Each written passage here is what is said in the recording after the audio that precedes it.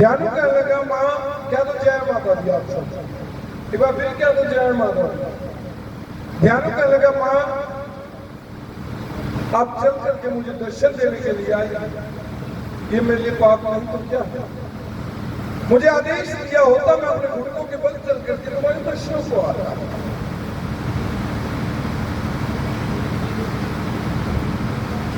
माँ कहने लगी यदि तुम इस बात को पाप समझते हो तो मुझे मेरी बेटा दे दो, तुम्हारे सबसे पाप उतर जाएगा। ध्यान सोचने लगा माँ को प्रसन्न करने के लिए क्या बेटा चलाऊं। सामने पौधों पर कुछ फूल लगे हुए थे, जाकर के चढ़ाई। तो मन में विचार आया इन फूलों को भौरे ने झूठा किया है, झूठे फूल में माँ को बेटा चढ़ाऊं। फूल एक तरफ रख दिए, एक पीपल के पेड़ के पास गया, याद किया कि सुबह शाम उसकी पूजा अर्चना करता तो वहां धूप रखी है।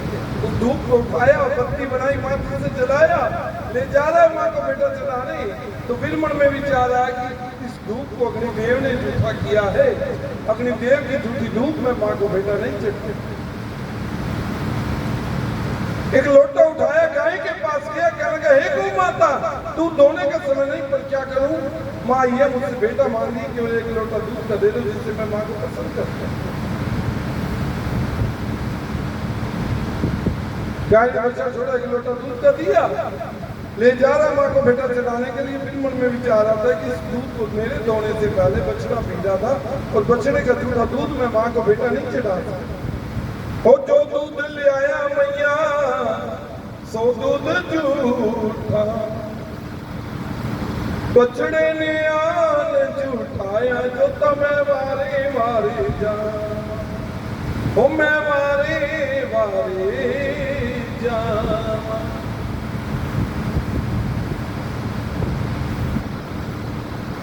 दूध का लोटा एक तरफ है, माँ के पास क्या कहने लगा माँ यदि आपको अपनी बेटा चाहिए तो ये जो आपके हाथ में तलवार है ना मुझे दे दो।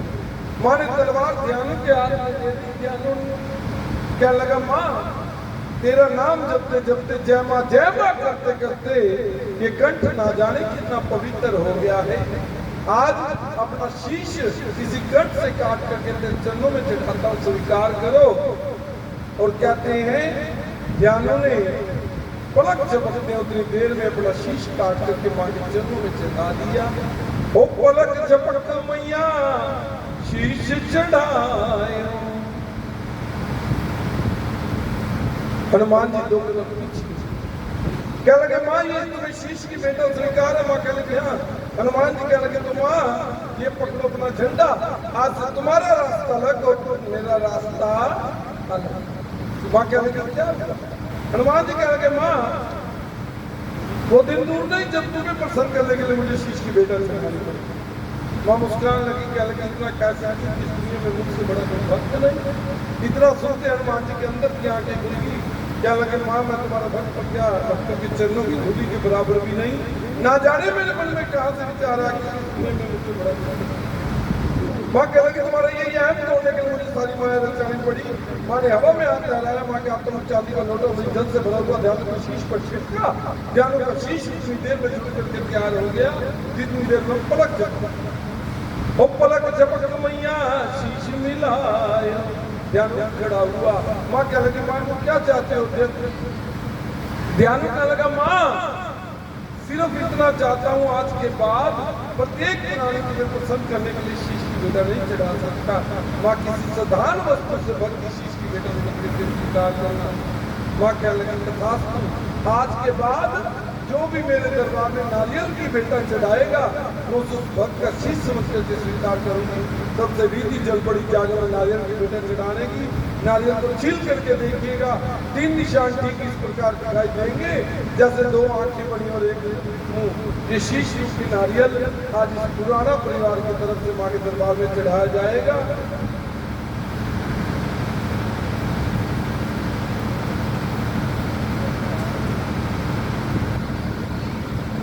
सबका हाथ लगा लो, लगा के सबका हाथ लगा।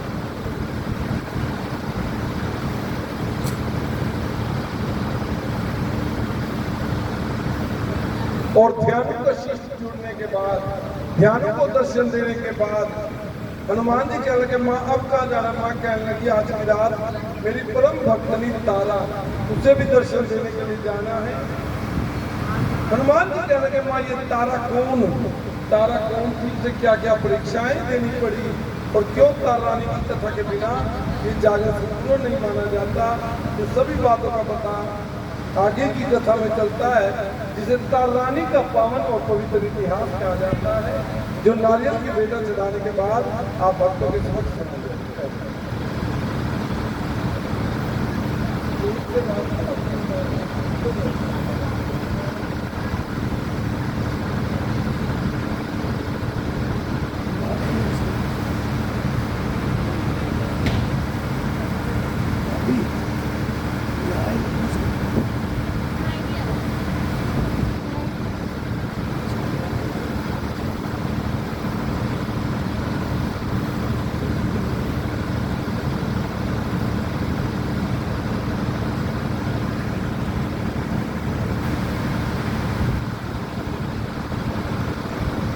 क्या तो जय माता। और आइए माता रानी की पावन और पवित्र कथा बिना किसी देरी के शुरू करें।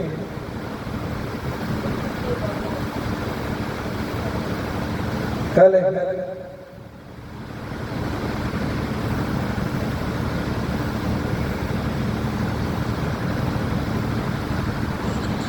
वो सुन लो भक्तों लगा सुनावन, मैं कथा तारा रानी दी, परम भक्त नहीं होई जेरी दुर्गे आस भवान। कलयुग शुरू होण तो गुजर पहला दी कहानी है, चली आ रही सदियों पुरानी है, सदियों पुरानी है। प्रसंग श्रद्धा भरिया भक्ति ते सच्चाई दा, इससे बिना ना पूर्ण होवे जगराता महामाई दा, जगराता महामाई दा। क्या तो जय माता, एक बार फिर क्या तो जय माता दी, एक बार फिर क्या तो जय माता दी। एक समय की बात, दो बहनें थी, दोनों माँ भगवती की उपासक, दोनों ने एकादशी के दिन व्रत रखा। बड़ी बहन ने छोटी बहन को पैसे दिए, बहन बाजार जाओ कुछ फल ले आओ ताकि व्रत विधि अनुसार पूरा किया जा सके। बड़ी बहन के कहने पर छोटी बहन बाजार गई, रास्ते में देखा एक जगह मांस के टुकड़े तल रहे हैं और उन टुकड़ों को देख करके वो अपने मन को वश में न रखते, अपने हिस्से के पैसे उसने टुकड़े खरीदे खा लिए और बाकी के बच्चे पैसों के फल खरीदे घर आए। अब घर आने पर बड़ी बहन ने देखा बाजार गई थी हंसती खेलती, वापस आई है चेहरा उतरा हुआ, फल भी थोड़े लाई है। क्या लगी बहन क्या बात, बाजार गई थी हंसती खेलती, वापस आई है चेहरा उतरा हुआ, फल भी थोड़े लाई है, क्या किसी से लड़ झगड़ कर तो नहीं आई। क्या लगी बहन मैं किसी से लड़ झगड़ कर तो नहीं आई, लेकिन आज मुझसे एक ऐसा पाप हो गया जो ना तो आज तक किसी ने किया होगा और ना ही आने वाले समय में कोई करेगा। क्या लगी आज मैंने एकादशी का व्रत तोड़ा है और तोड़ा भी है तो क्या चीज खा करके जब बताया तो बड़ी बहन क्रोध में आकर के क्या लगी तो मेरी बहन तो जरूर है, लेकिन तूने मनुष्य योनि में जन्म पा करके नीच प्राणी जैसा कर्म किया है, तू तो चिपकली पर नहीं होगा। बड़ी बहन ने श्राप दे दिया, छोटी बहन ने स्वीकार कर दिया। क्या तो जय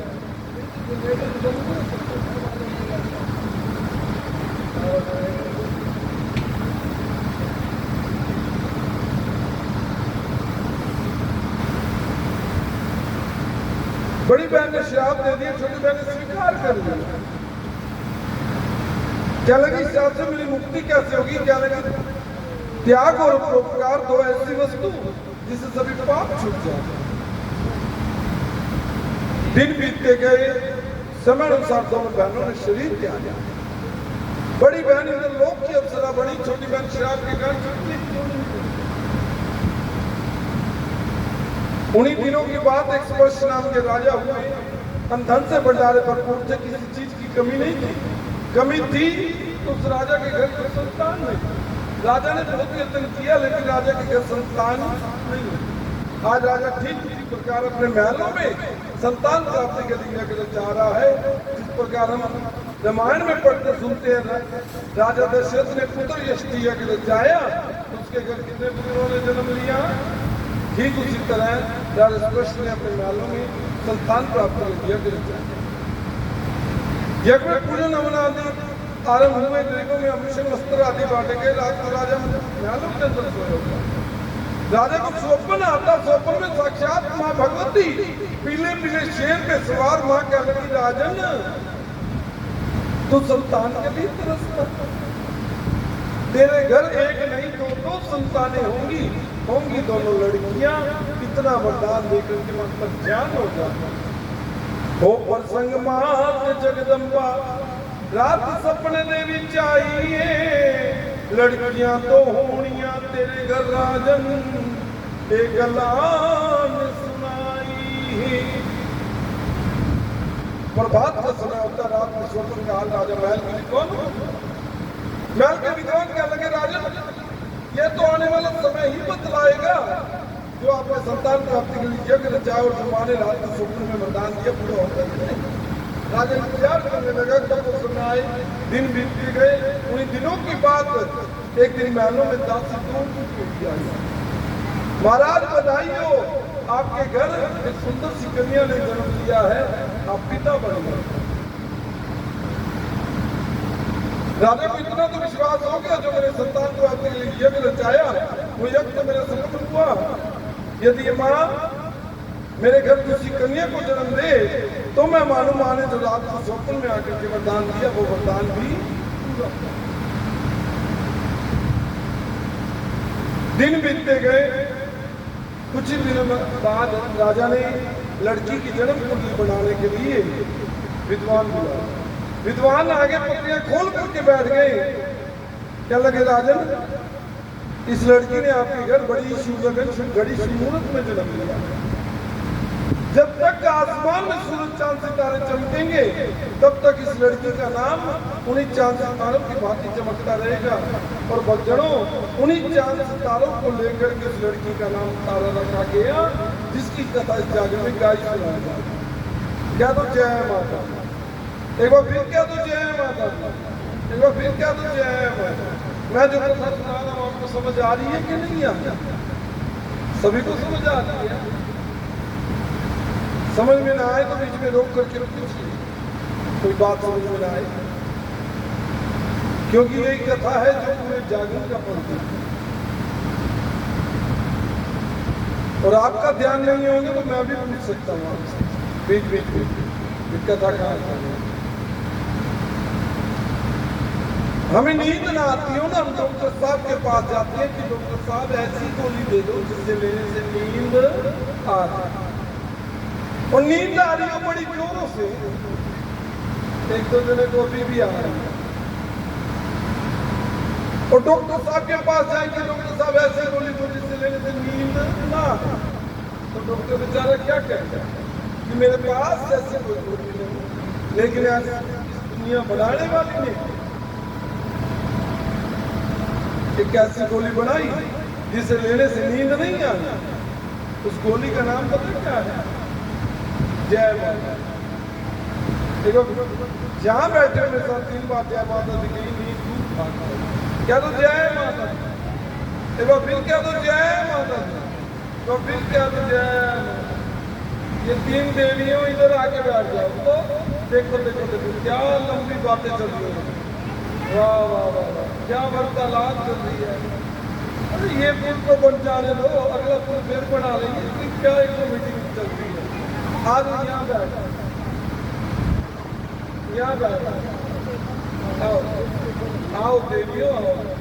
लक्ष्मी, काली, सरस्वती है, ये पता क्या विचार कर रही है? ये आपस में विचार कर रही है सुबह यहाँ बैठे भक्तों को किसको कितना फल देना है। वो कह रही है वो ज्यादा श्रद्धा से बैठा है, वो ज्यादा श्रद्धा से बैठा है, उसको ये दे देते हो देती। ये स्कीम चल रही है। आरती के बाद किसको कितना फल देना है। क्या तो जय माता, एक बार फिर क्या तो जय माता। ये वाली दीदी बताएंगी कथा कहाँ चल, जो मेरी कथा में बता देगा कथा यहाँ चली तुझसे खजाना मिलेगा, तू गस्ती से पढ़ा, लेकिन ये बता नहीं पाएंगे यहाँ कौन किस भाव से बैठा। आप बता दो, नहीं बता पा, मन कहीं बैठे यहाँ वो वाले बता दो, पीछे आपके बिल्कुल पीछे रहे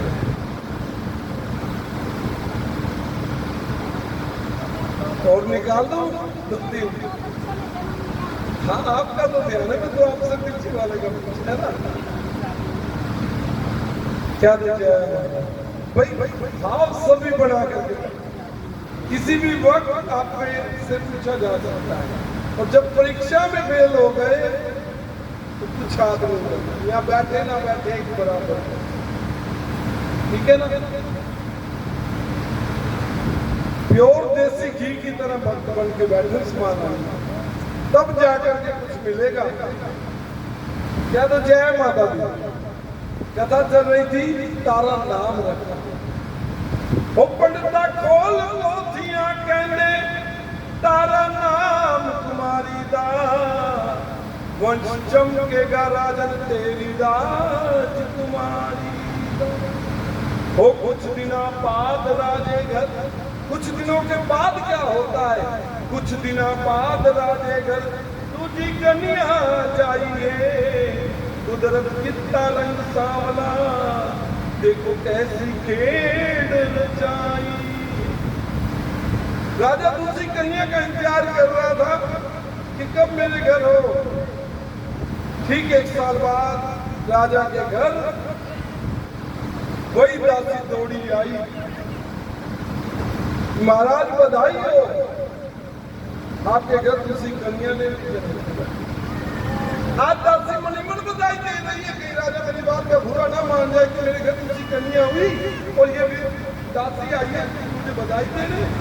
लेकिन राजा को उस वक्त इतनी खुशी हुई, इतना रोमांच हुआ, उसके शरीर पर जितने भी आभूषण थे सब के सब उतार करके दासी को दे दिए, क्योंकि राजा को खुशी है जो माने रात को चौपन में वरदान दिया तो वो वरदान पूरा। अब राजा ने अगले दिन फिर वही विद्वान बुलाए जिन्होंने तारा की जन्मकुंडली बनाई। विद्वान आगे पतियां खोल करके बैठ के बड़ी देर बीती, कुछ नहीं बोले। राजा हाथ जोड़ करके क्या लगा, महाराज क्या बात, जब आपने तारा की जन्मकुंडली बनाई तो हंसते हंसते तारा का भूत और भविष्य बता दिया, आज आप विद्वान उठ करके खड़े हो गए। क्या लगे राजा ने अपनी जान किस नाम की चाहते हैं, मुझसे अच्छी बात निकल जाए, आप हमारा सरला काम करवा डाले। राजा क्या लगे आप कहिए क्या कहना चाहते हैं, आपकी जान को कोई खतरा नहीं। विद्वान क्या लगे राजन यदि सुनना चाहते हो तो सुनो, आप इस लड़की को मरवा डालें तो अच्छा।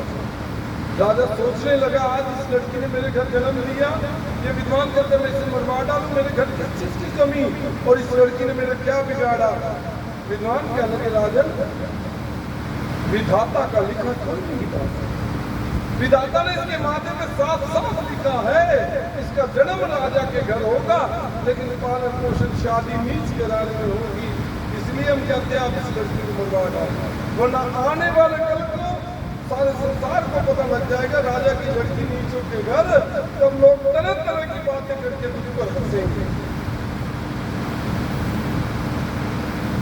राजन यदि आप हमारी ज्योतिष विद्या पर विश्वास रखते हैं तो हम इस लड़की के पिछले जन्मों की बात बताते हैं, आपको सब समझ आ जाएगा इस लड़की ने क्यों अपने घर जन्म लिया और क्यों इसका पालन पोषण शादी नीच कराने में। और ज्योतिष विद्या नाल राजन सारी गल सुनावा मैं, लड़की दे पिछले जन्मा का खोल के वेद बतावा मैं। ओ पक्का दिल कर सुन राजन पढ़ता सुनाया है, नीच घराने विच क्यों जाना जित किस्मत लेख दिखाया। राजन इस लड़की के पिछले जन्मों की बात बताते हैं। द्वापर युग में पांडवों ने यज्ञ रचाया, यज्ञ में 33 करोड़ देवी देवताओं को निमंत्रण दिया गया। जब तू निमंत्रण देता किसी को समाज में निमंत्रण दे रहे हो तो था वो भेज दिए जाते, लेकिन उस समय एक दूत भेजा जाता था। दूत निमंत्रण देता देता दुर्वासा ऋषि वाले स्थान पर जा पहुंचा। दुर्वासा ऋषि कहने लगे यदि यज्ञ में 33 करोड़ देवी देवता आएंगे तो मैं नहीं आऊंगा। क्या तो जय माता। अब दूत का काम था निमंत्रण देना, निमंत्रण दिया, चल पड़ा। धीरे धीरे यज्ञ का दिन नजदीक आ गया। यज्ञ के दिन दुर्वासा ऋषि ने देखा उनकी बात अपेक्षा। उन दिनों दुर्वासा ऋषि को वरदान मिला हुआ, वो जब भी चाहे कैसा भी रूप धारण कर सकते थे। उन्होंने एक भयंकर सांप का रूप धारण किया और उस जगह पर जाकर के लेट गए जिस जगह से सभी लोग यज्ञ वाले स्थान पर जा रहे हैं। अब सांप सभी का रास्ता रोकते हुए इतनी देर में आकाश मार्ग से भगवान शंकर और पार्वती जा रहे। पार्वती कहने लगे हे स्वामी हे नाथ, आप तो जानी जान ये सांप इनका रास्ता क्यों रोके हुए। भगवान शंकर के लोगों के मालिक सब माया समझ के रूप बदला उन लोगों के बीच जा पहुंचे। क्या लगे सांप तो न जाने कब हटेगा, आओ हम दूसरे रास्ते से चले। और दूसरे रास्ते से सभी लोग यज्ञ वाले स्थान पर चले गए। और वो दूसरा रास्ता पहले कभी हुआ नहीं करता था। भगवान शंकर ने देवादिदेव महादेव ने अपनी माया से वो रास्ता बनाया जिससे सभी लोग यज्ञ वाले स्थान पर चले गए। क्या तो जय माता।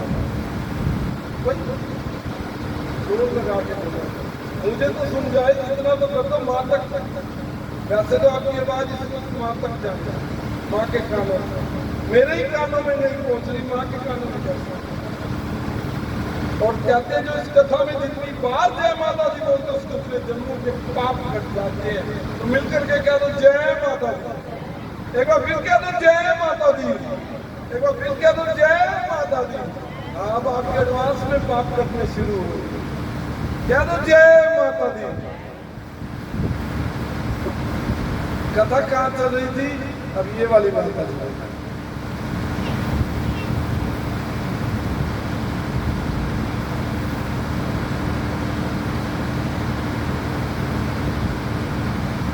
अच्छा सच बताना, इधर वाले तो मैं बता दूं सबका ध्यान है, सबका एक एक काते कुछ। और इधर वाले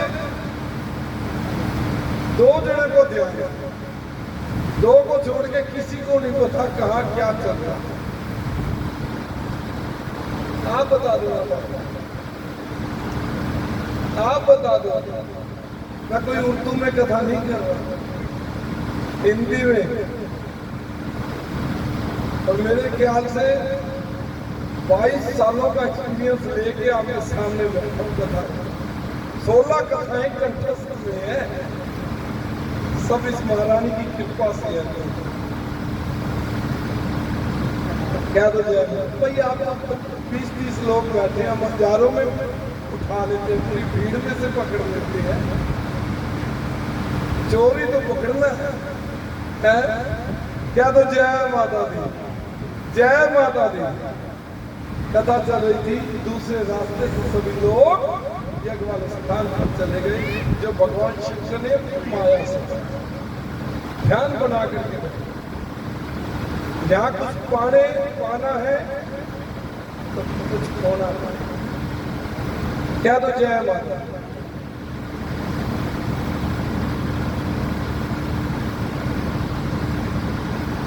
यज्ञ में पूजन हवन आदि आरंभ हुआ। गरीबों में आभूषण वस्त्र आदि बांटे गए। उधर दुर्वासा ऋषि ने देखा उनकी दाल नहीं गली। उन्होंने चील का रूप धारण किया, अपनी चोंच में एक मरे हुए सांप को रखा और उस जगह पर जा पहुंचे जिस जगह यज्ञ के लिए भंडार गया में खीर का प्रसाद बन रहा है। और सबकी नजरों से बचा करके वो मरा हुआ सांप उस खीर के कढ़ाई में डाल दिया, जिसका किसी को कुछ नहीं पता। सभी अपने अपने कामों में मस्त। केवल 2 आंखें ऐसी जो यह सब नजारा देख रही। वो आंखें किसकी? वो आंखें किसकी? छिपकली की। और वो छिपकली कौन? जिसे एकादशी का व्रत तोड़ने के कारण बड़ी बहन से श्राप मिला था। छिपकली सोच रही, तड़प रही है, करूं तो करूं क्या? लाखों प्राणियों के प्राण बचाऊं तो बचाऊं कैसे? जो भी इस खीर के प्रसाद को खाएगा अपने प्राण धो बैठेगा। खीर का कढ़ाई बंधा गया कि भगवान उजाला जाने लगा। ठीक पंडा गया के दरवाजे के ऊपर आके क्या सोच करके बड़ी बहन की शिक्षा को याद करके त्याग रोकना तो ऐसी वस्तु जिससे सभी पाप छूट जाते हैं। जो ही खीर का क्या पंडा गया के दरवाजे से गुजारा गया, छिपकली सबकी नजरों के सामने उसकी के किराए में टूट गई। क्या तो जय भाई, क्या तो जय माता। चोर मच गया, छिपकली खीर के किराए में टूट गई। जब इस बात का पता उन ऋषियों को जला जो जग में पूजन हवन आदि कर रहे थे, उन्हें बड़ा क्रोध आया। बड़ी देर से कुछ खाया हुआ नहीं था। क्रोध में आकर के कहने लगे, जा नीचनी, तूने बड़ा बड़ा प्रसाद बिगाड़ा है, तेरा नीचों के घर वास्ता। तो साथ में आदेश दिया, इस खीर के किराए को ले जाकर के खड्डा खोद करके शहर के बाहर खड्डे में डाल दो, ताकि कोई जानवर भी इस खीर को खा करके बीमार न हो जाए। आदेश अनुसार खड्डे में जो खीर को उठाया गया तो देखा, खीर को डाला गया तो देखा खीर का रंग नीचे से नीला और मरे के सामने एक पिंजर पड़ा है। सभी लोग आश्चर्य में डूब गए। छिपकली को गिरती देखी, लेकिन ये सांप कहां से आ गया। जब उन ऋषियों ने को इस बात का पता चला तो उन्होंने अपनी अंतर्दृष्टि द्वारा समाधि लगा करके जाना, तो उन्हें अपने किए पर बहुत पछतावा होने लगा। क्या लगे, ये हमने क्या किया। आज इस छिपकली ने हमारे लाखों प्राणियों के प्राण बचाए, पर हमने इसे श्राप दे डाला। श्राप दे डाला है, अटल है, टाला नहीं जा सकता। लेकिन हम इसे वरदान भी देते हैं, इसका जन्म राजा के घर। जिन ऋषियों ने श्राप दिया उन्होंने वरदान भी दे दिया। और वो विद्वान जो राजा के घर उसी लड़की की जन्म कुंडली बनाने आए बैठे थे, क्या लगे, राजन उसी वरदान के कारण इस लड़की ने आपके घर जन्म तो ले लिया, लेकिन भूलो नहीं, इसे श्राप भी मिला हुआ, इसका पालन पोषण शादी नीच कर रहे। इसलिए हम कहते हैं आप इस लड़की को मरवा डालें, लेकिन हम भूल गए। इस लड़की के माथे पर अभी मरना लिखा ही नहीं। विधाता ने इसके माथे पर साफ साफ लिखा है, इसने अभी बड़ा लंबा जीवन व्यतीत करना है। आप किसी तरह इस लड़की का त्याग कर डालें तो बहुत अच्छा होगा। राजा सोचने लगा, करूं तो करूं क्या। क्या लगा, महाराज आप ही कोई उपाय बता दीजिए। वो विद्वान क्या लगे, राजन इसका उपाय भी है हमारे। आप एक लकड़ी का संदूक बनवाएं, संदूक में जितना भी धन डालना चाहे इस लड़की के पालन पोषण शादी के लिए संदूक में डाल करके संग में इस लड़की को डाल देंगे। शहर के बाद जो नदी है उस नदी में तैरा देंगे, कोई ना कोई इस लड़की को बना ही लेगा। राजा को यह तरीका पसंद आ गया, लकड़ी का संदूक बनने दे दिया, हीरे मोती ज्वारात से संदूक को चढ़वा दिया। 2 डेरियां हीरे मोती की संदूक के अंदर लगा दी। एक डेरी लड़के के पालन पोषण के लिए, दूसरी डेरी लड़के की शादी के लिए, बीच में मखमल सेज लगा करके लड़की को लेटा दिया। रात का समय है, संदूक को बंद करके एक तरफ से राजा ने पकड़ा, दूसरी तरफ से ब्राह्मण ने पकड़ा, ले जाकर के बीच नदी में संदूक को बहा दिया। संदूक बहता जा रहा, बहता जा रहा। इधर राजा ने एक पाप की आत्मा राजा को अंदर ही अंदर खाई कि राजन ये तूने क्या किया। कल तक तो संतान के लिए तरसता था, आज इस माने तेरे घर एक नहीं तो 2 संतान का जन्म दिया, तो तूने कसाईयों की बातों का त्याग कर डाला। क्योंकि कसाई बकरी के छोटे से बच्चे को खिलाता पिलाता उसका त्याग नहीं लगा। तो राजा में राजा की आत्मा क्या लगी, राजा ने आज ही तुमने इस लड़के से छुटकारा पा लिया, बहुत अच्छा किया, वरना आने वाले कल को ये लड़की तेरे माथे पर कलंक का टीका बन गया। इस प्रकार एक राजा में राजा की आत्मा बाप की आत्मा कश्यप चलती रही। संदूक दिखाई देना बंद हो गया। राजा घर संदूक बहता बहता एक शहर की नदी में जा पहुंचा। उस शहर का ब्राह्मण नदी किनारे स्नान कर,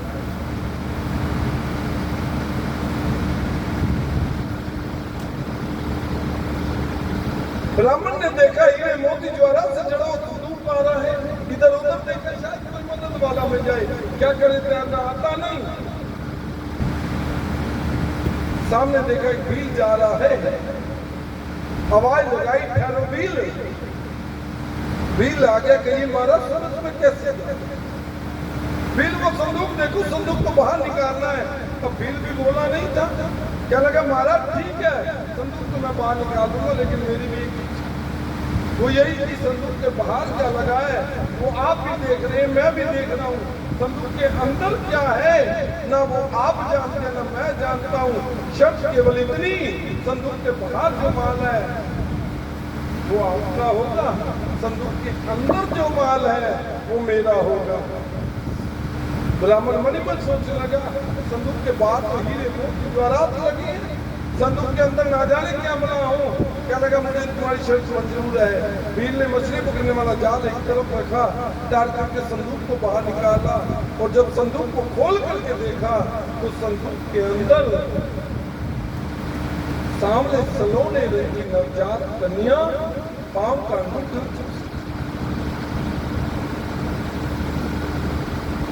होने को देखो उस भील के घर को संतान नहीं, ममता जाग उठी, कन्या को झट से उठाया, सीने से लगाया, मन ही मन मां को याद किया कि मां हम बूढ़े होने को आ गए, हमारे घर को संतान है, और आज संतान बची है, तो इन बूढ़ी हड्डियों में इन्हें पालने के लिए ताकत भी दे मां, थोड़ी सी ताकत, थोड़े से हीरे मोती जवाहरात संदूक की ढेरी में छुपाए, अपने पल्लू में बांधे, लड़की के पालन पोषण शादी के लिए संग में लड़की को लिए अपने घर पर चल दिया। उधर भील की पत्नी जो माँ की भक्तनी सुबह शाम माँ की आरती उतारती, माँ की मुख के सामने जो जलाए बैठी, माँ को अपने टुकड़े सुना रही कि माँ एक लाल मुझे दे देती तो तेरे दर पर कौन सी लाल की कमी हो जाती, यदि एक लाल मेरी झोली में डाल देती तो बता क्या फर्क पड़ जाता। ना जाने कितने वर्ष हो गए, आस लगाया कि झोली में मेरा लाल डाल दे, लाल दे दे, लाल दे दे। माँ ये झोली सुनी क्यों? सुना है तो निर्धन को धन, कोड़ी को काया, बेसारे को सारा, और जिसकी झोली सुनी होगी उसकी झोली में लाल दे देती है। तो माँ मेरी झोली में एक लाल दे दे, मुझे और कुछ नहीं, वो दे दे एक लाल मैनू अर्जा गुजार दी, सोनी मेरी झोली अम्बे करते पुकार, हाय सोनी मेरी झोली अम्बे करते पुकार, दे दे एक लाल मैनू अर्जा गुजार दी, सोनी मेरी झोली अम्बे करते पुकार, हाँ सोनी मेरी झोली अम्बे करते पुकार। रो रो के फरियाद कर एक माँ एक लाल मेरी झोली में डाल दो, कुछ नहीं चाहिए, क्योंकि मैं किसी के लाल को देख नहीं सकती, किसी के लाल को खा नहीं सकती, किसी के लाल को प्यार नहीं कर सकती। जिस भी गली से जाती हूँ औरतें मुझे देख करके अपने अपने बच्चों को पल्लों में लुटा लेती हैं, कहीं की पुतनी है, बांझ है, नजर न लगा दे हमारे बेटे को। माँ एक औरत जीते जी सब कुछ सहन कर सकती है, लेकिन बांझ नाम की गाली, बांझ नाम का दुख सहन नहीं।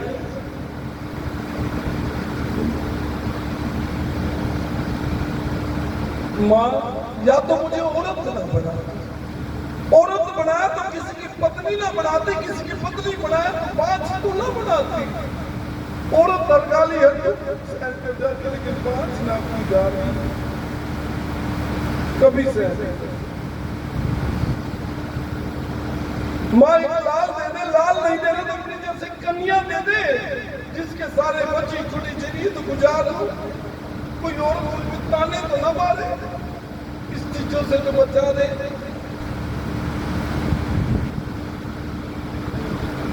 लाल नहीं देना तो कन्या दे। दोनों आंखों से आंसू बह रहे इतनी देर में भील ने आकर के उस लड़की को अपनी पत्नी की झोली में डाल दिया। भील की पत्नी ने आंखें खोली, देखा सामने सुनोने लड़की नवजात कन्या पांव का अंगूठा चूस रही। भील की पत्नी ने आंखें खोली, देखा ये क्या क्या, अभी तो मैं माँ से मांग रही थी, माँ लाल नहीं दे रहा तो जैसे कन्या दे दे, माँ ने कन्या दे दी। जब भील ने आप बीती सुनाई तो वो लड़की भीलों के घर पलने लगी। रुक्मन नाम रखा गया। रुक्मन धीरे धीरे बड़ी हो गई। जब घर में बेटी बड़ी हो जाए तो माँ बाप को चिंता हो जाती उसकी शादी। रुक्मन के पिता ने भी अपनी जाति का सुंदर सा लड़का देखकर के साथ के ही शहर में रुक्मन का रिश्ता तय कर दिया। धीरे धीरे शादी का दिन नजदीक आ गया। शादी के दिन रुक्मन के सगे संबंधी माता पिता रुक्मन को शिक्षा दे रहे कि बेटी पराए घर जा रही है। सास ससुर को माँ बाप समझना, पति की बनी करना तुम्हारा धर्म है। अब शिक्षाएं तो माँ बाप दे देता है, चाहे बेटी उस पर अमल करे या ना करे।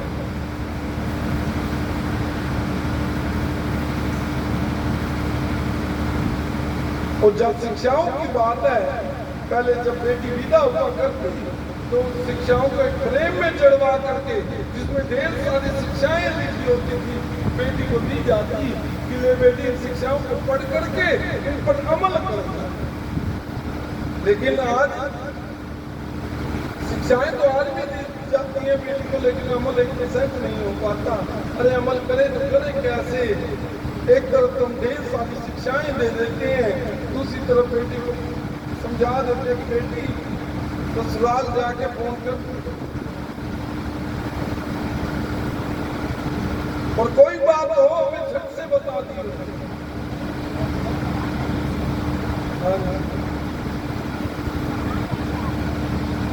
आज बेटी झोली में बैठ करके कितनी दूर क्यों ना विदा हो गई हो, नारायण ने फोन के जरिए सारा ससुराल का हाल चाल खास तौर पर मां तक पहुंचा। सभी का हाल चाल तो बता ही देती, बातों बातों में इतना भी बता देती है कि माँ आज मेरी सब्जी कौन सी बन रही है।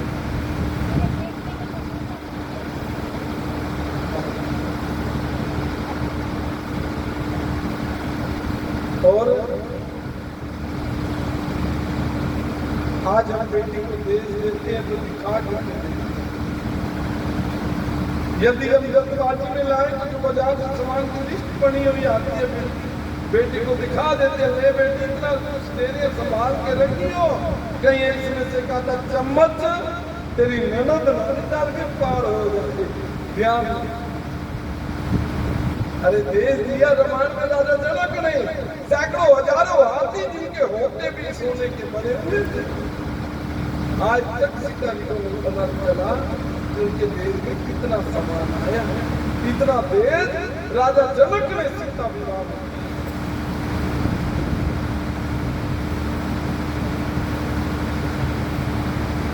लेकिन हर बेटी, ये भी सच्चाई है, हर बेटी तो पार्टनर के बीच में बट करके विदा होता है। एक पार्ट खुशी का अपने पति के संग होने का, दूसरा पार्ट दुख का माँ बाप से पूछा। इसी तरह रुक्मण भी माँ बाप से शिक्षाएं लेकर के तो पार्टनर के बीच में बट करके विदा हो जाती है।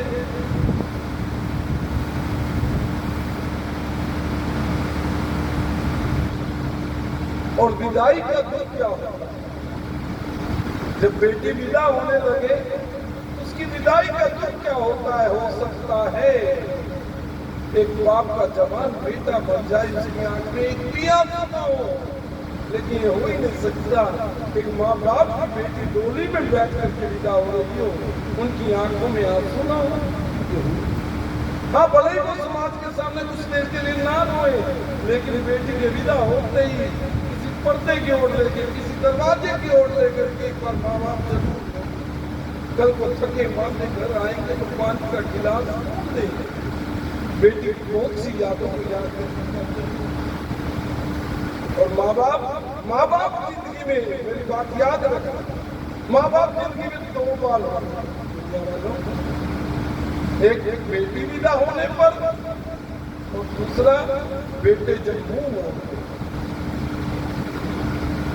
बड़े चाव से पाला, बड़े चाव से रखा, पढ़ाया लिखाया, जॉब लगवाई, और जब सेवा की बारी आई बेटे मुंह मोड़ लेना, उस वक्त माँ बाप के आंखों के जो आंसू होते हैं सच्चे बड़े दुखदाई आंसू।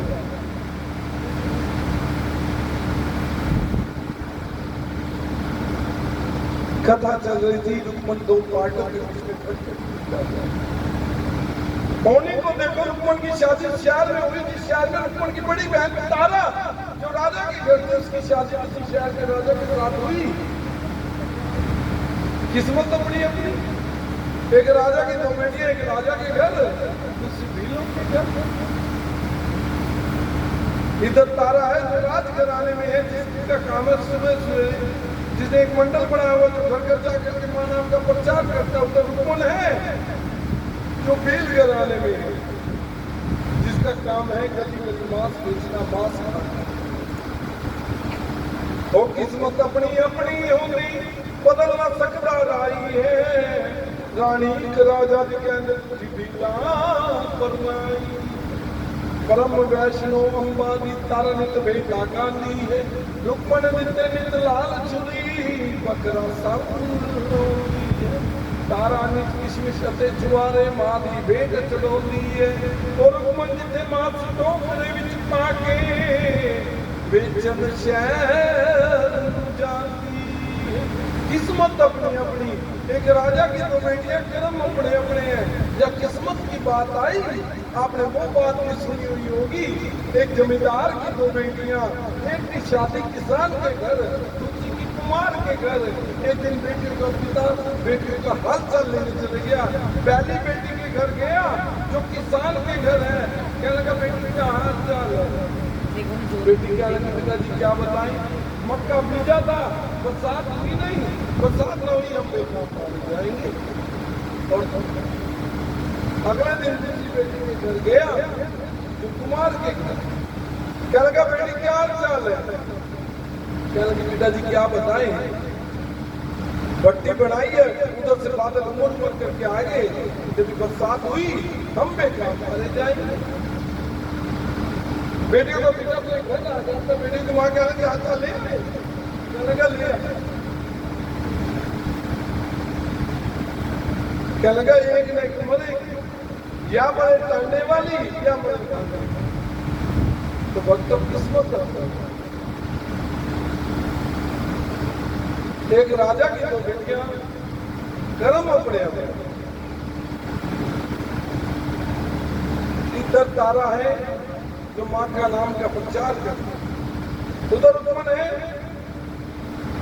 जो गली गली मांस बेचने वाले। दिन बीतते गए, एक दिन रुक्मण मांस बेच करके घर को आ रही, रास्ते में देखा महलों में से दो चैने की आवाज आई। अंदर नहीं गई क्योंकि वो राजा का महल है। बाहर दरवाजे में से देखा माँ के भाग घूम करके माँ के बेटे गा रहे हैं, माँ को मना रहे हैं। सारे दिन की थकी हुई थी, दरवाजे को लेकर के लेट गई। उन दौलत जाने के बाद सबसे ऐसी मस्ती चढ़ी, ऐसी मस्ती चढ़ी से बड़ी नींद आ गई। और सुन बेटा नींद आ गई, किस्मत घेरा खाया है, कृपा महामाई की हुई, सुत्या नसीब जगाया। खुद सो गई लेकिन मामाई आज उसका नसीब जगा दिया। इस तरीके से दो बहनों का मिलन करवा करके साई रात माँ की जो जल्दी प्रभात का समय हुआ, साई संगत में प्रसाद बांटा डालने लगा। जब अंत में देखा कि कोई औरत दरवाजे की ओर लेकर के लेटी हुई है, जाकर के तारा ने उसके कंधे को झिझोरा, बहन तू कौन? और बहन शब्द सुन करके रुक्मण की नींद खुल गई। क्या लगी महारानी जी आप अपनी बहन कह रही है, आप नहीं जानती मैं कौन? तारा कह लगी बहन मैं नहीं जानती कौन है, मेरे घर माँ का दरबार सजा, मैं माँ के दरबार की सौगंध उठा करके कहती हूँ जब तक जिंदा रहूंगी तेरे साथ बहन का धर्म होगा। क्या तो जय माता, एक बार फिर क्या तो जय माता।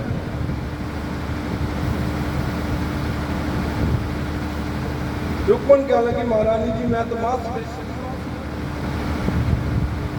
तारा सोचे से अभी भी मेरी सुगंध का विश्वास नहीं हुआ। तारा जब मैं सिर पर हीरे मोती ज्वारात से जड़ी चुनी थी, रुक्मन के सर पर डाल दी, और रुक्मन के सर पर जो बकरे के खून से सनी चुनी थी अपने सर पर डाल दी। और क्या लगी, अपने आप को मुझसे छोटा कभी कर सकता। जब भी तुझ पर कोई मुसीबत आ पड़े तो निसंकोच मेरे महलों में दौड़ी आना। मेरे महलों के दरवाजे तेरे लिए सदा सदा के लिए खुले हैं। दोनों धर्म की बहनी बन गई, ये नहीं जानती दोनों घर की नहीं सकी बहन, एक माँ बाप की तो बेटी।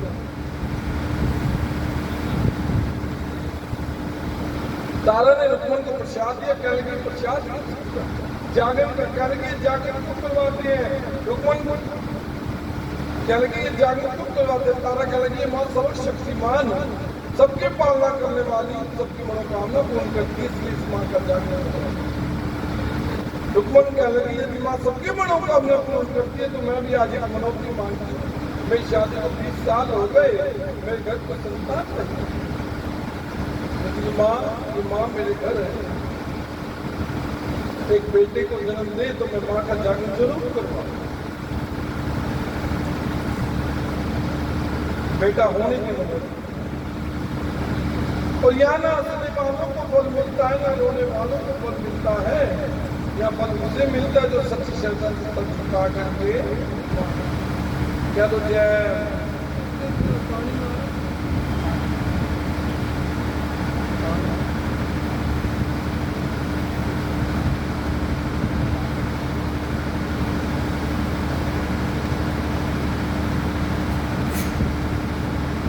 यहाँ ना हंसने वालों को फल मिले, ना रोने वाले को फल मिले। यहाँ फल उसे मिले जो सच्ची श्रद्धा से सत्संगा करता है।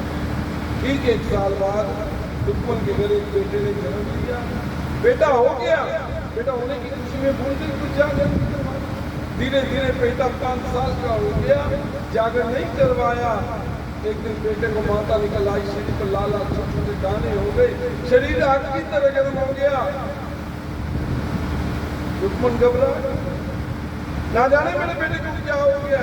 दौड़ी दौड़ी तारा के पास गई, महारानी की ना तो मेरे बेटे कुछ खाता ना कुछ पीता, शरीर आग की तरह गर्म और शरीर पर लाल लाल छोटे छोटे दाने।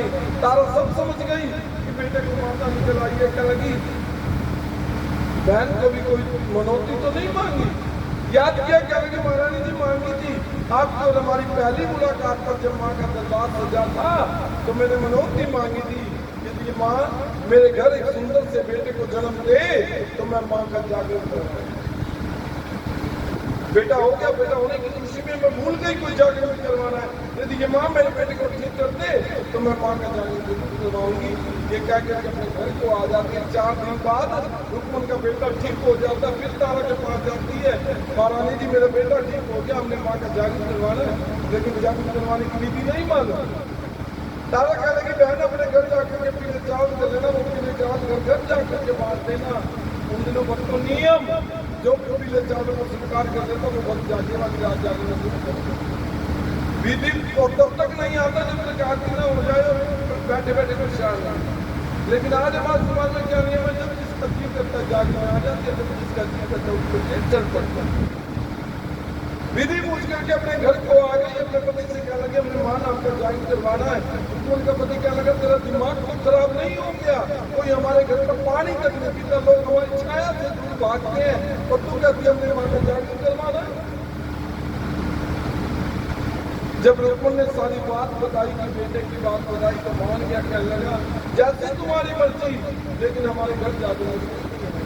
रुक्मन ने पीले चावल किए जब बड़ी घर बांटने को, जिस भी घर जाते लोग धक्का मार के बाहर निकाल देते, अरे बात तो इसकी मांस खाती है, तू कहती हम तेरे घर जागरण में आए। एक जगह मंदिर में पंडित जी को निमंत्रण देने गई तो पंडित जी ने कहा दिया 5.25 रुपया दे जा, तेरे नाम का जागरण मंदिर में कर देंगे, लेकिन तेरे घर नहीं आएंगे। और कईयों ने यूं कहा यदि मंडल की प्रधानता रानी जागरण में आना कबूल करे, पीले चावल स्वीकार करे तो मांगे नहीं। रुक्मन रोती रोती महलों में आई, तारा के पास सारी बात बताई। रुक्मन ने पीले चावल तारा को दिए। तारा कह लगी बहन मैं तेरे घर जाऊंगा। और जाकर के सभी को आदेश दे दो। मंडल की प्रधान तारानी ने जागर में आना कबूल किया है, पीले चावल स्वीकार किया। क्या तो जय मां, एक बार फिर क्या तो जय मां।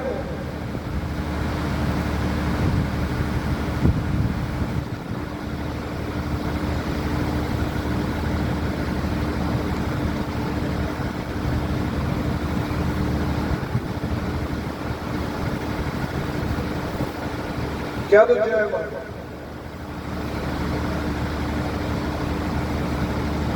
रुक्मन चल पड़ी घर घर, पीले चावल पाने को महलों के दरवाजे तक पहुंची।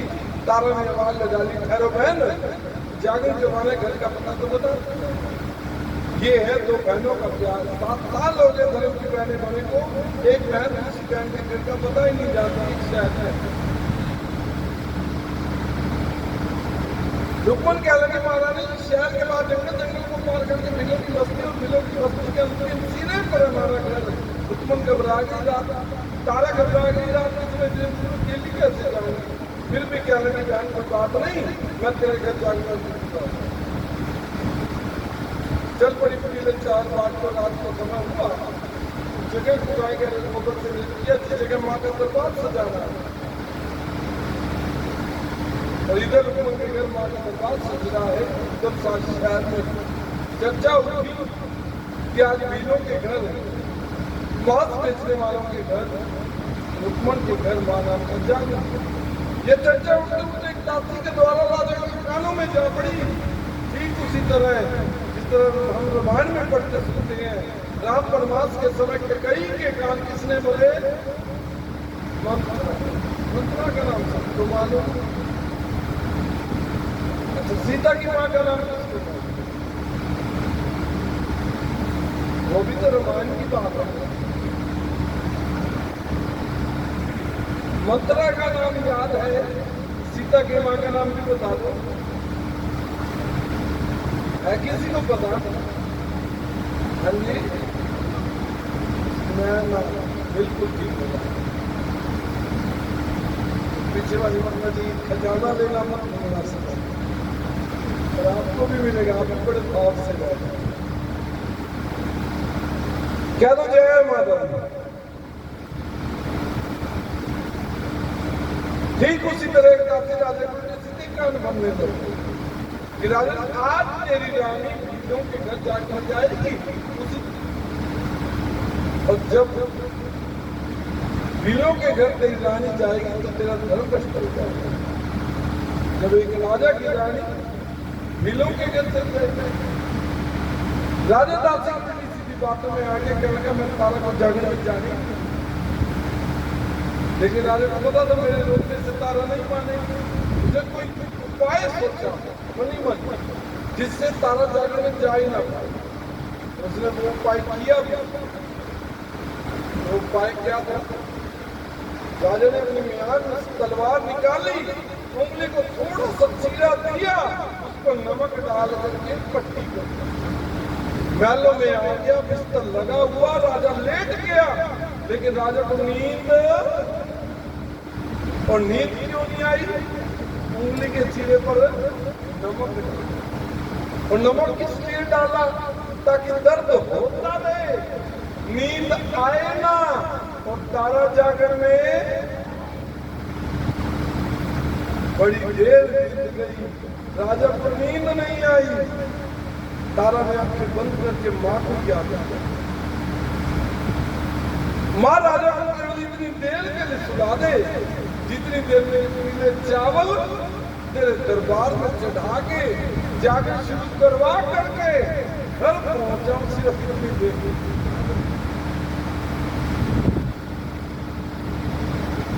मां ने तारा के पुकार, मां ने क्या किया?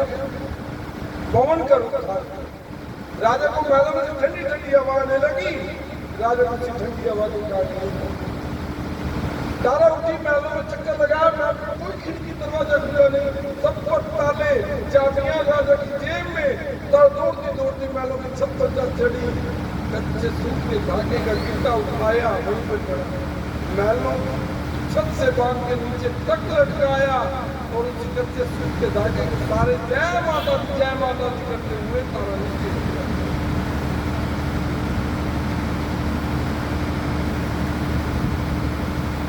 बेटी की दहेज की पेटी में सबसे ऊपर एक कच्चे सूत का धागे का गिट्टा पहले मारा और वही उठा के तारा ने मेलोडी छत से फेंके मेरे किसका बड़े समय से बड़ा वो कच्चा सूत आज इस प्रकार का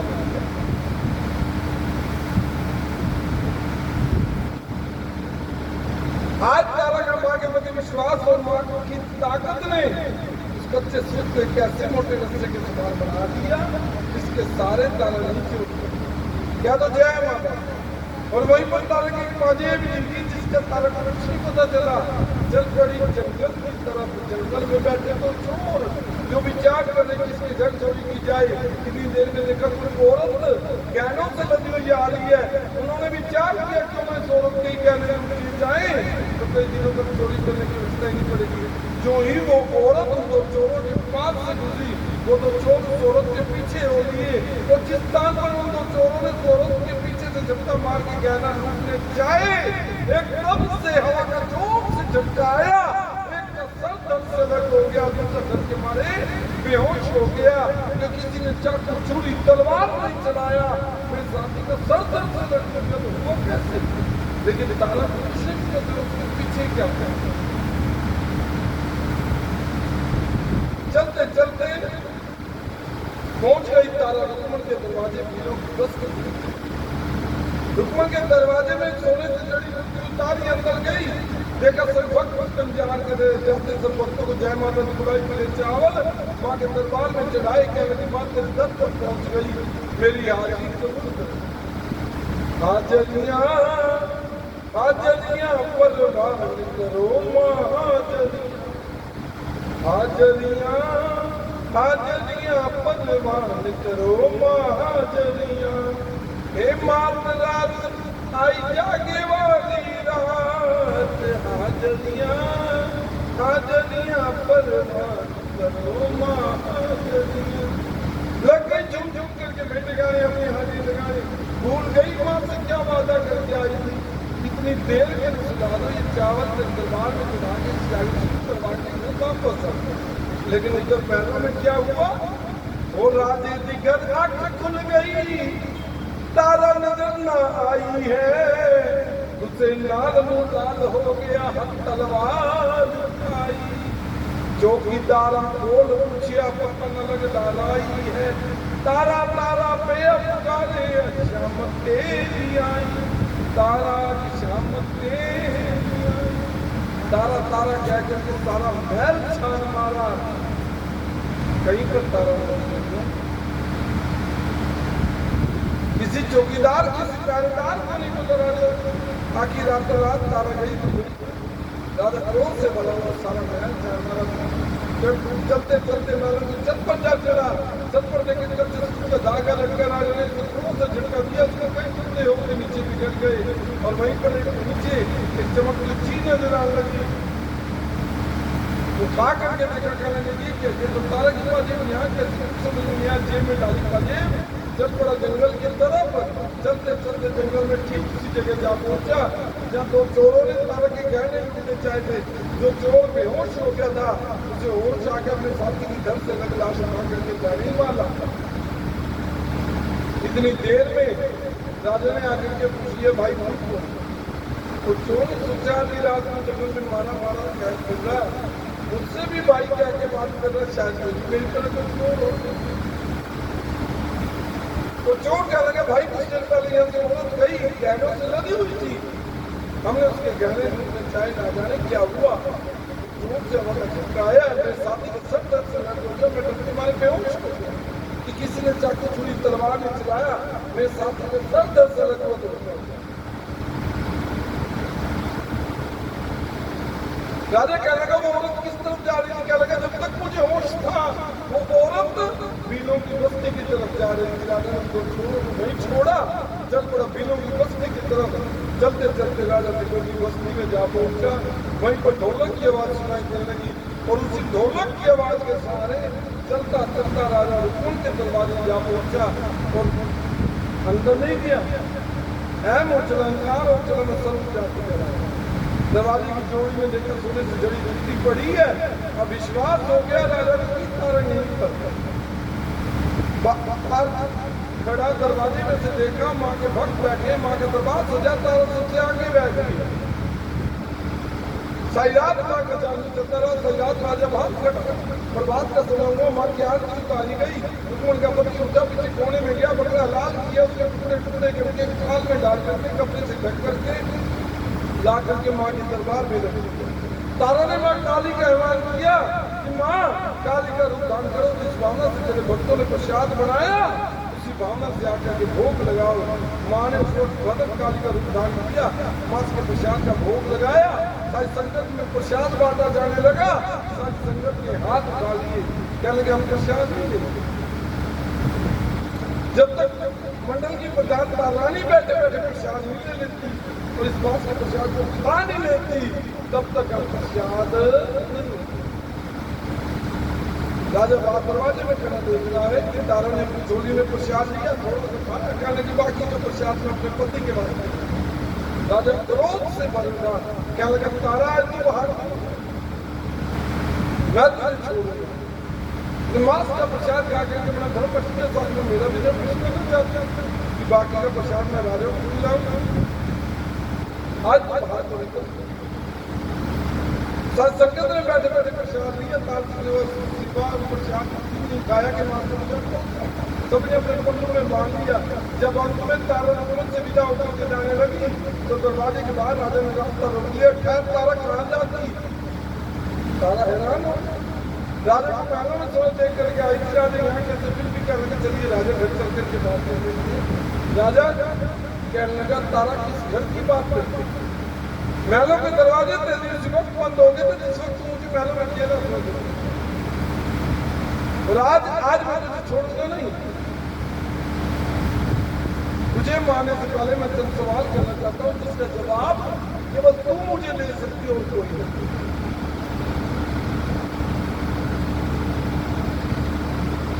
तारा कहने लगी राजा चलिए घर चल करके बात कर लेते हैं।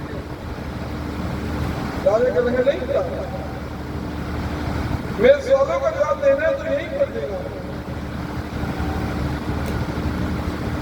तारा ने सोचा राजा ने राजा क्रोध में आकर के क्या करना, क्या लगे पूछिए राजा क्या पूछना चाहता। राजा कहने लगा तारा तेरा पहला सवाल ये बता तुम यहाँ कैसे आए। तारा कहने लगी राजा मैं की जाना मैं किमें आई, ओ मां मैनू ले आई है, भुला बख्श दो स्वामी जी हो आस लगाई।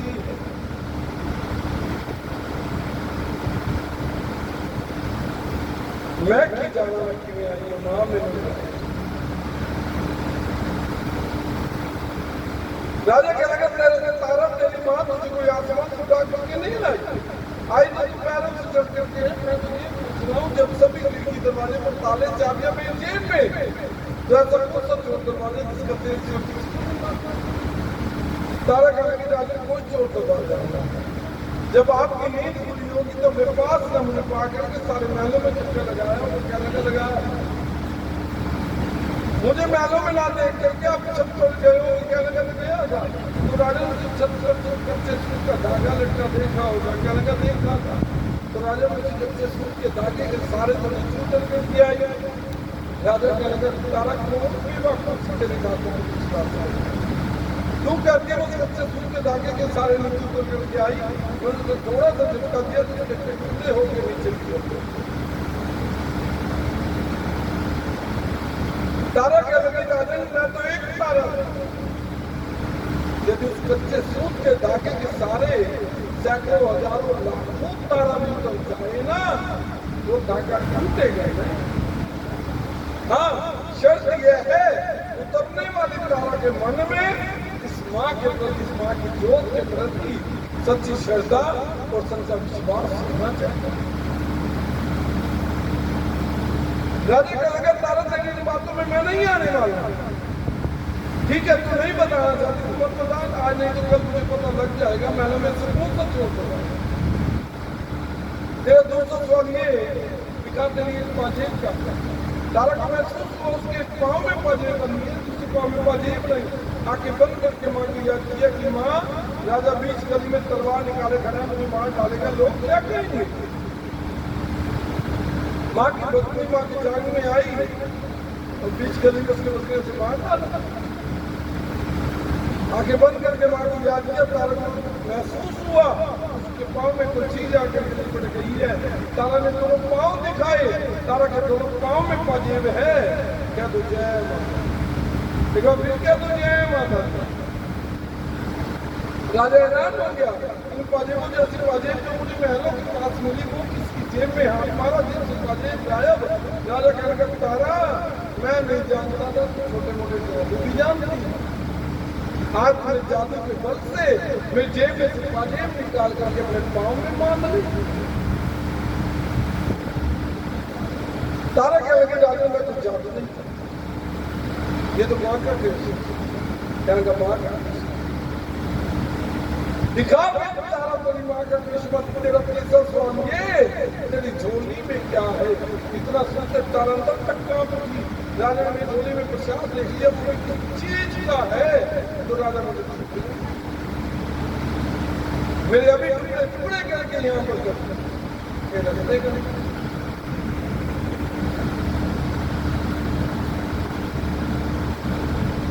तारा ने आंखें बंद करके माँ को याद किया कि माँ मैं मर जाऊं इस बात का नहीं कहूँगा। राजा बीच गली में तलवार निकाले खड़ा मुझे मार डालेगा, लेकिन लोग क्या सोचेंगे। माँ की भक्ति माँ की जाग में गई, उसके पति ने उसे मार डाला। ये सोच करके लोग तेरे दर से दूर न हो। माँ का महत्व इस बात।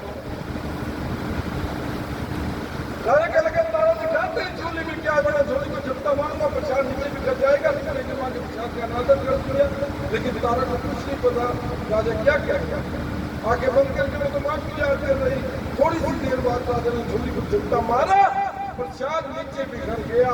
जब बिखरे हुए प्रसाद को देखा तो प्रसाद मांस का नहीं बल्कि पंचमेवे का प्रसाद। तब से रीति चल पड़ी जागर में पंचमेवे का प्रसाद। लौसी केसर रोली बनिया, मास गड़ा बंगूर होया, हड्डियां फुल मखाने बन गए, दाती जो मंजूर होया। वो गरी छुहारे लाचियां बाकी बनिया जो दस्तूर होया। लाल चंद राजा कहता रानी भरम न दूर होया, मेरा अजय भी भरम ना दूर होया। तारा मैं नहीं मानता ये कोई मानता, ये भी तेरा ही कोई ना कुछ जाता। तारा कह रहे कि नहीं राजा ये तो माँ कर।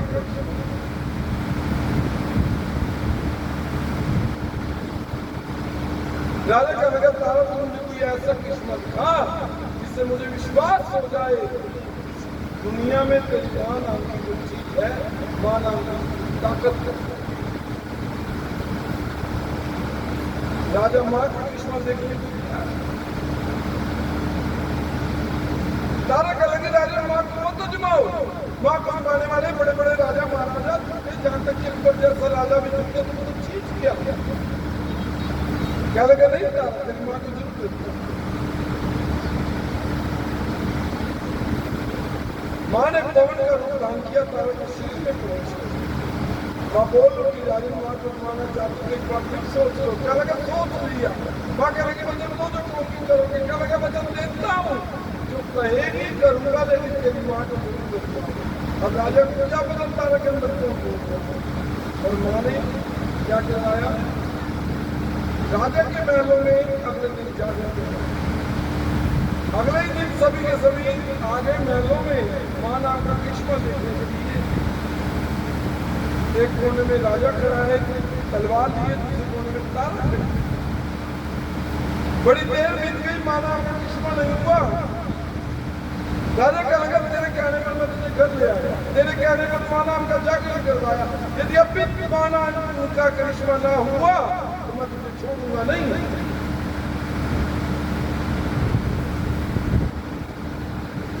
माँ क्या लगी राजन, यदि माँ को छुपाना चाहते हो तो तुम्हें उस चीज की बलि चढ़ानी होगी जिस दुनिया में तुम सबसे ज्यादा प्यार करते हो, सबसे ज्यादा चाहते हो। ले आओ।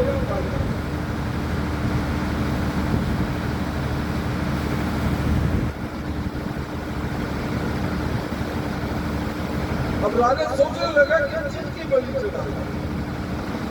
चढ़ानी पड़ेगी, क्योंकि वचन दे दिया जो कहेगी करूंगा। राजा ने ध्यान में तलवार निकाली, अस्पल की तरफ चल दिया, अपने नीले घोड़े की तरफ। घोड़ा हिंदी गाने लगा, कोई राजा के अंदर प्रवेश किया राजा कि आज इसका मालिक आ रहा, लेकिन उसे क्या पता उसका मालिक नहीं, उसका काल आ रहा था। राजा ने तलवार से घोड़े के टुकड़े किए, थाल में डालकर कपड़े से ढक करके माँ के दरबार में रख दिया। क्या लगा तारा दिखा तेरी माँ नाम का कृष्ण। माँ फिर बोलूंगी राजा ने घोड़े की बलि चढ़ाओगे, जो मुख से कुछ बोल नहीं सकता, बेटा किसी को सुना नहीं सकता, इस घोड़े से प्यारा इस दुनिया में तुम्हें कोई नहीं। राजा क्या लगा है तारा इस घोड़े से प्यारा इकलौता बेटा जो मुझे अपने प्राणों से भी ज्यादा प्यारा है। माँ क्या लगे राजा, मैंने पहले ही कहा था तुम उस चीज की बलि चढ़ानी है जिसे तुम इस दुनिया में सबसे ज्यादा प्यार करते हो, सबसे ज्यादा चाहते हो।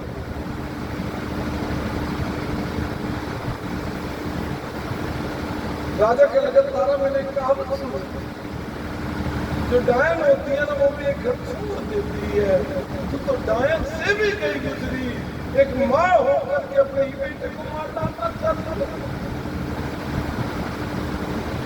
अपने ही बेटे के टुकड़े टुकड़े करवाना चाहती है।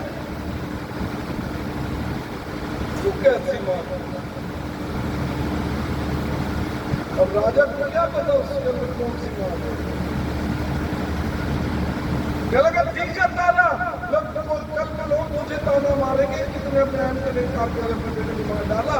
बेटे को आवाज लगाई, बेटा आ गया, घोड़े के कूद से सनी तलवार खाली की तारा तुम्हें गिर गिराने लगे। छोड़ दो मेरे बेटे को, मैं मान आपका दुश्मन नहीं दिखा सकता। अचानक हवा का झोंका आया, तलवार वाला हाथ बेटे की गर्दन पर चल दिया, बेटे के टुकड़े टुकड़े हो गए। राजा हैरान हो गया, पर में ये क्या हो गया? एक हवा का झोंका आया,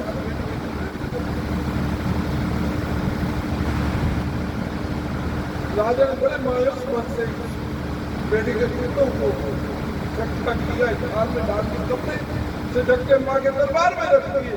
क्या लगा तारा दिखा तेरी माँ का करिश्मा, यदि अब भी तेरी माँ का करिश्मा ना हुआ तो यहाँ थाल और सजेगा जिसमें तेरे शरीर के टुकड़े होंगे। तारा ने आंखें बंद करके माँ को याद किया कि माँ मैं मर जाऊं इस बात का दुख, जो इस दुनिया में आया है उसने मरना जरूर है, किसी ने 2 दिन पहले तो किसी ने 2 दिन बाद। माँ का मैं तो केवल इस बात का, राजा मुझे मार डालेगा और मुझे मारने के बाद खुद भी नहीं बचेगा। इस प्रकार हमारा मनुष्य समाप्त हो जाएगा। माँ को ऐसा करिश्मा दिखा जिससे राजा मान जाए मानव चीज है, कोई ताकत है।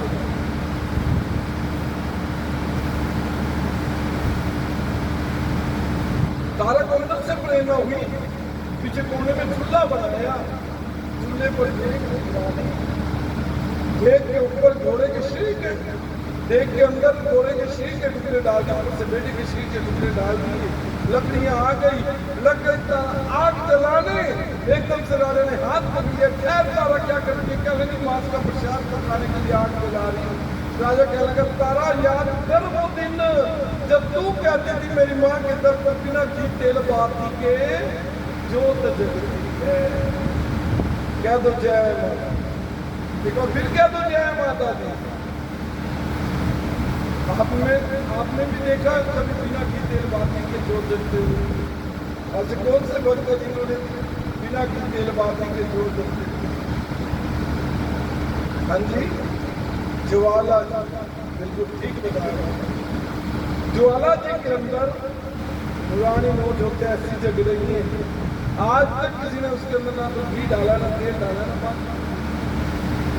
और एक जगह पानी के अंदर जो चढ़ गई है, पानी में हाथ लगाओ ठंडा है, यदि एक पोटली में चावल बांध करके पानी के अंदर डाले और बाहर निकाले तो चावल पक करके पुलिया बन करके बाहर आ जाते हैं। आज भी यह करिश्मा माँ ज्वाला जी के अंदर साफ साफ देखने को मिलता है।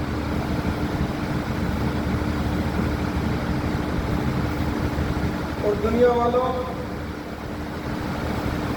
वही ज्योत थी जिसने सारे संसार को पैदा किया, सारे संसार की रचना करती।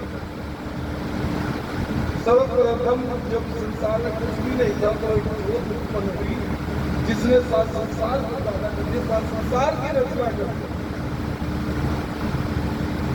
वो किस तरह, समय तो कम है फिर भी बता देता, इतने भाव से भर जाती है। आप लोगों ने गुरु नानक देव का नाम सुना होगा। मैं बता रहा हूँ कि ज्योत से कैसे संसार पैदा हुआ। आप लोगों ने गुरु नानक देव का नाम सुना हुआ। गुरु नानक देव के पिता का नाम कौन बताया? मेहता कालूराम, बिल्कुल ठीक। और मेहता कालूराम के पिता का नाम कौन बताया? नहीं, ये तो आज से हजारों वर्ष पहले की बातें हैं। अक्सर हम लोग अपने बाप दादाओं के नाम भूल जाते हैं, दादा परदादाओं के नाम भूल जाते हैं, बाप तक तो याद रहते हैं। लेकिन इतिहास यह बताता है, गुरु नानक देव की भी दो संतानें, शीतल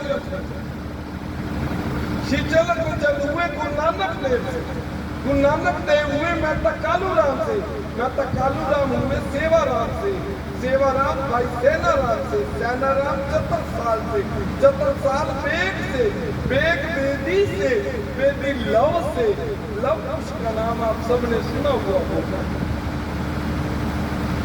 लव राम से, राम दशरथ से, दशरथ अजराय से, अजराय रघुराय से। रामायण में चौपाई आती है, रघुकुल रीत सदा चली आई, प्राण जाए पर वचन। लव राम से, राम दशरथ से, दशरथ अजराय से, अजराय रघुराय से, रघुराय दलीप राय से, दलीप राय कश्यप से, कश्यप आई से, आई अड़ से, अड़ गढ़ से, गढ़ भगवान से, भगवान धवल से, धवल ब्रह्मा से, ब्रह्मा विष्णु से, विष्णु ओमकार से, ओमकार मनसा से, मनसा इस ज्योत से। ये ज्योत माँ द्वारा जिसे में कहां से आई, आज तक किसी को कुछ नहीं पता कैसे उत्पन्न हुई, आज तक किसी को कुछ नहीं पता। आदिकाल से मनोरानी ज्योत माँ ज्वाला जी के अंदर जगे आई, जिसके दर्शन करने को आज भी हजारों लाखों लोग जाते हैं। क्या तो जय माँ ज्वाला, फिर क्या तो जय माँ ज्वाला। तो वही ज्योत थी जिसने सारे संसार को पैदा किया, सारे संसार की रचना है। अगर तेरी ज्योति का नूर न होता तो संसार में कुछ भी ना होता। वो लिखने वाले ने बड़े सुंदर शब्दों में लिख दिया, क्या वो तेरी ज्योति से नूर मिलता है, वो गमे दिल को सरूर मिलता है। जो भी आ जाए मैया तेरे दर पे, उसे कुछ ना कुछ जरूर मिलता है। और मिलता कब है? जब इस मन में सच्ची श्रद्धा हो, सच्चा विश्वास हो इस माँ के प्रति, इस माँ की ज्योत, तब जाकर के कुछ मिलता है। और राजा करके चूल्हे में बिना लकड़ियों के आग जला के दिखा दे, और जो 5 घंटों में पकड़ने वाला है मिनटों में पक करके तैयार हो जाएगा, मैं मान जाऊंगा तेरी माना में कुछ चीजें की ताकत है। राजा ने लकड़ियां बाहर निकलवा दी, तारा ने आके बंद करके माँ को याद किया कि माँ, मैंने आज तक तेरे दरबार में अपने लिए कभी कुछ नहीं मांगा है, तो मैं शत्रु के लिए आज अपने लिए मांगती हूँ। तेरे से इनकार मत करना। और मांगती क्या? जो जोत जल रही है, इस जोत में से नन्ही सी चिंगारी पीछे कोने में जो चूल्हा है, चूल्हे में ऐसी प्रचंड वाला बन करके बड़े बड़े जो 5 घंटों में पकने वाला है, मिनटों सेकंडों में पक करके तैयार हो जाएगा। तो राजा मान जाएगा इस मां नाम की दुनिया में जो चीज है, मां नाम की कुछ ताकत आके बंद करके मां ज्वाला का ध्यान धरा।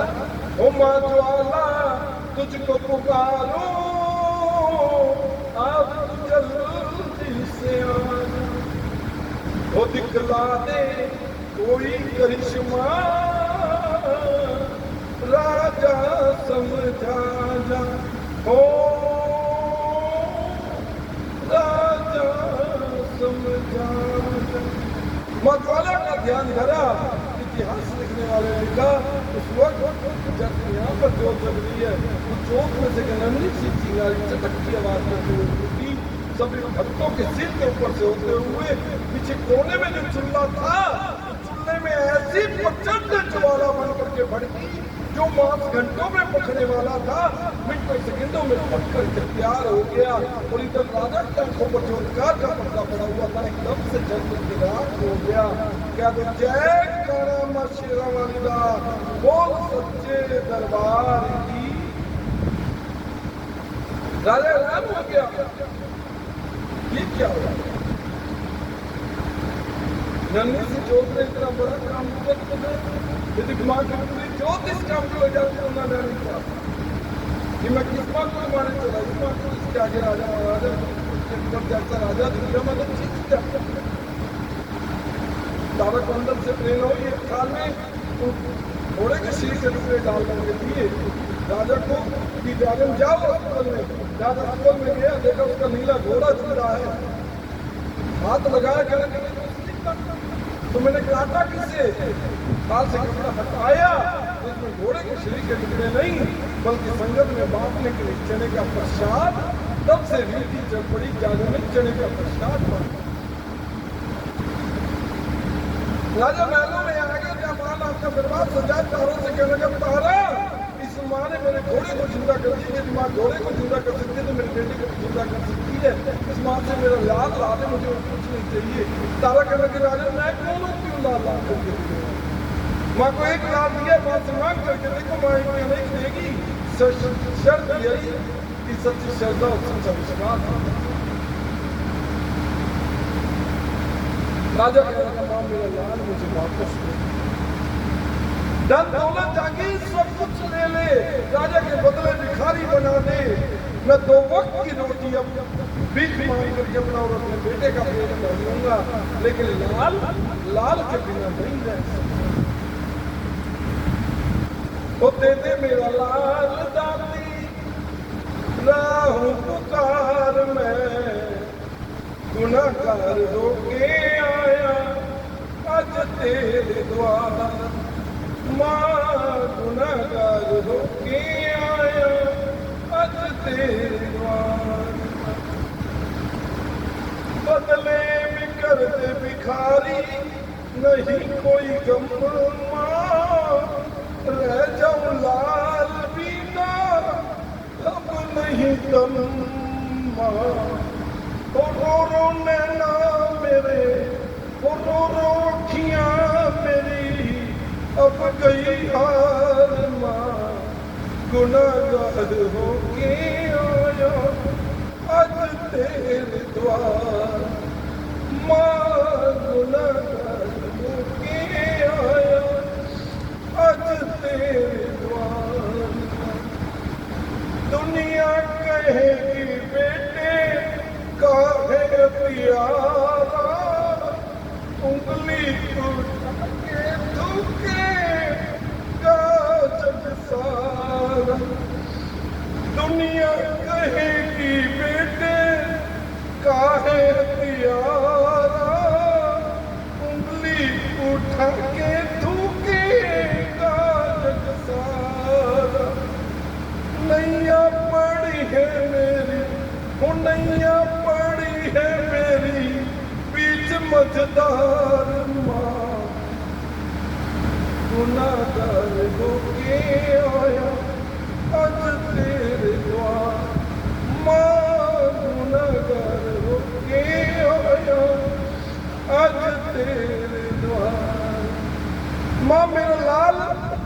मेरा लाल दे दे मुझे और कुछ नहीं, क्योंकि जिनके लाल हो के आंखों के सामने चले जाए पुत्र मरे नाशाला,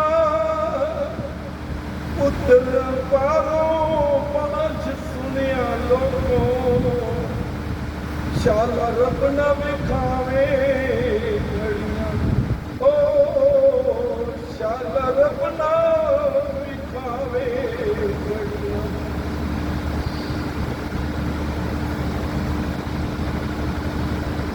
पुत्र मरे नाशाला,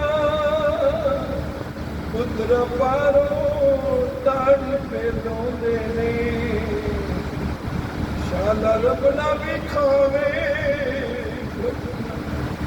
शाला रब ना भी खावे, दे दे मेरा लाल दादी राहु पुकार मैं, गुनाहगार होके आया अज तेरे द्वार मां, गुनाहगार होके आया अज तेरे द्वार, गुनाहगार होके आया अज तेरे द्वार। फरियाद की कि मां मेरा लाल मुझे वापस दे दे, तो तारक मंत्र से प्रेरणा हुई। एक में से बेटे के शरीर के टुकड़े पानी में डालकर थाल में डालकर कपड़े से ढक करके राजा को दे दिए। राजा जाओ महलों में, बेटे को आवाज लगाओ।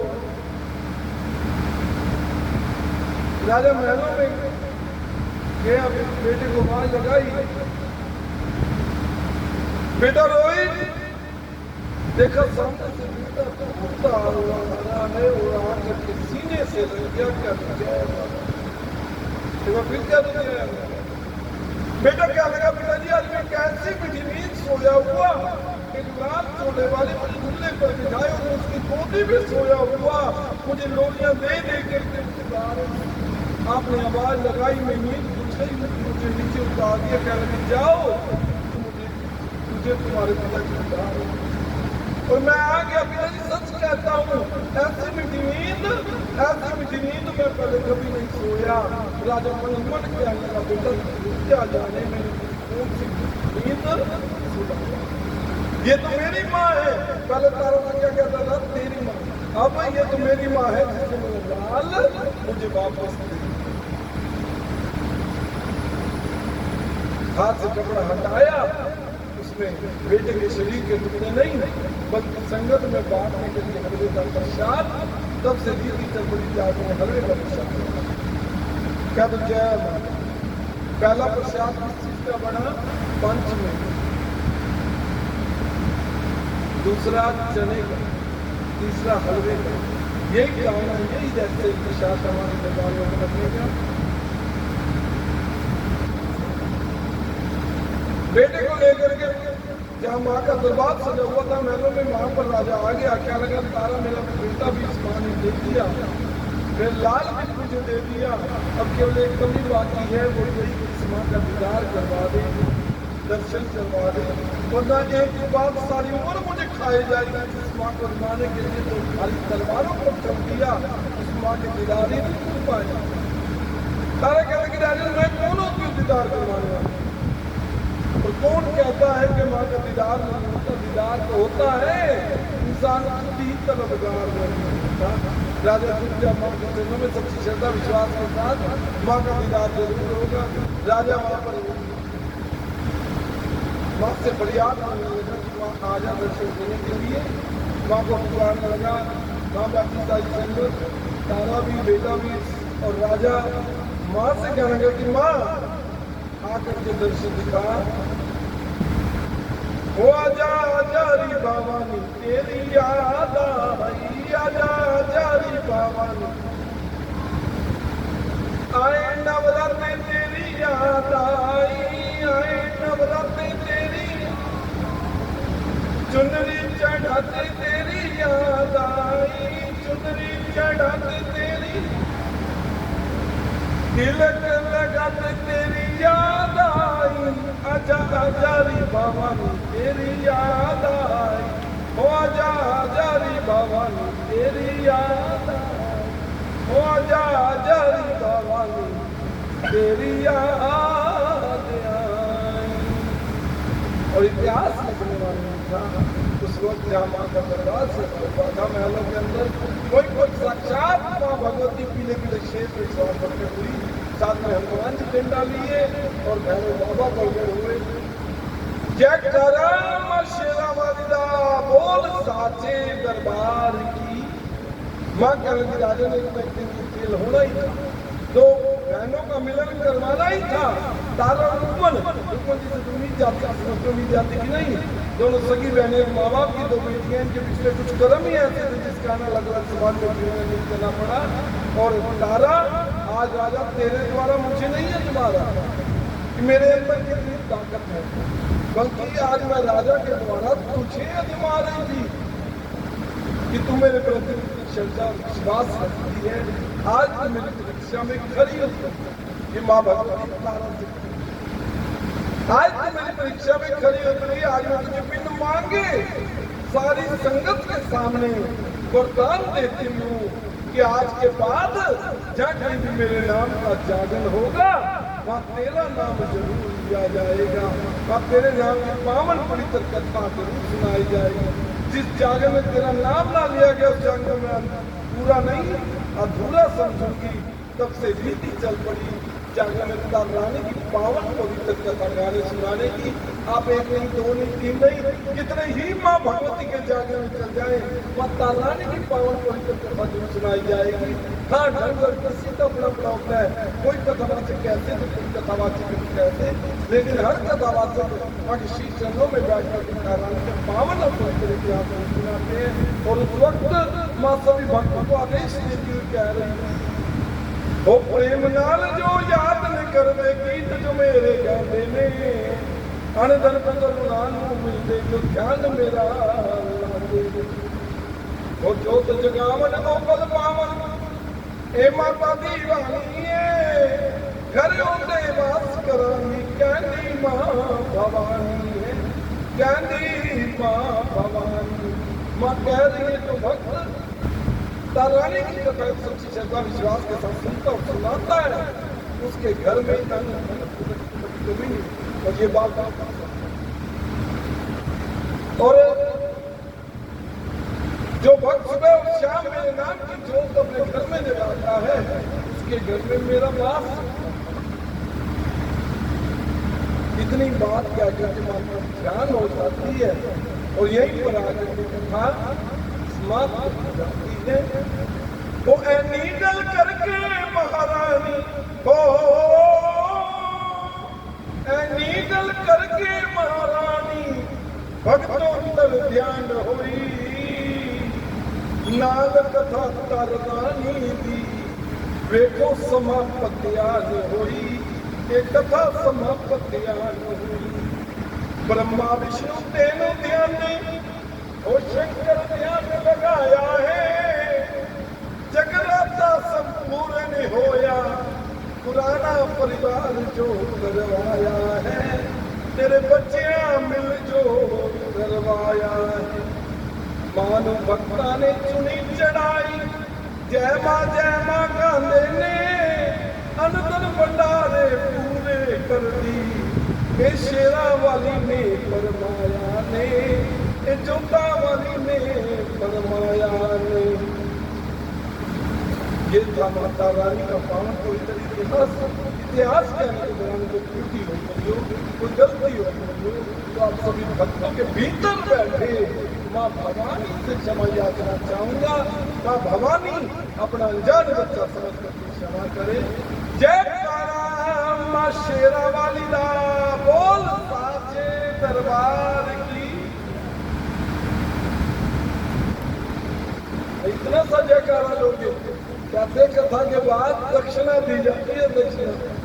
और मेरे पास इस महारानी का दिया हुआ सब कुछ है। मुझे यदि यहाँ फलाना अगर कुछ कमी महसूस हुई है ना, तो कथा के बाद दक्षिणा की रूप में ये जयकारे की हुई। यदि सच में आप मुझे दक्षिणा देना चाहते तो जयकारा दे दो महारानी का, मैं समझूंगा आपने हर बार जोड़ के दर्शन। जयकारा शेरा वाली का बोल साचे दरबार की। इतनी से सरकार यदि आइए, अब माता रानी को चुनरी चढ़ाई जाएगी, बधाई गाई जाएगी, आरती होगी।